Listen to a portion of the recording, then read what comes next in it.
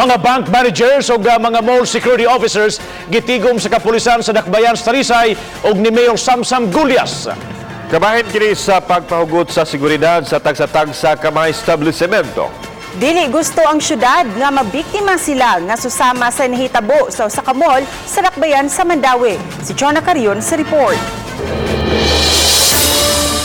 Nunot sa pagpanuli sa jewelry shops ug money changer sud sa mall sa Dakbayan sa Mandawi, gipahimangnuan ang kadagkuan sa mga bangko, malls ug ubang mga establishment sa Dakbayan sa Talisay pagpahugot sa ilang seguridad. Kinahanglan nga ang mga security guards well-trained ug naagay mga armas sa panahon nga adunay mga alarma sama sa pagpanulis. Bantay tao sa hay, the guards are not trained. They don't know what to do. Wow, guys. Nakafocus sila sa pag-open o pag-close sa door. It's not their job. Their job is to secure the place. Mato ni Police Major Gerard A. Spilare, kinahanglan sab nga ang alarm system sa mga establishment nag-function ug mas maayong ipakatap ang mga police hotlines. Gipahibaw usab sila sa Police Community Precinct sa Barangay Bulacau ug Barangay Lawaan. Ang kapulisan padayon sab magpatrolya sa mga bay-patigayon sa syudad.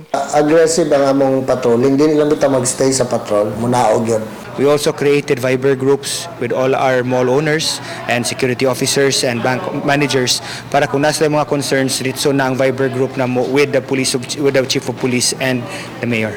Uban ni Renan Tiquiniones, Chona Carion, Balitang Bisdak.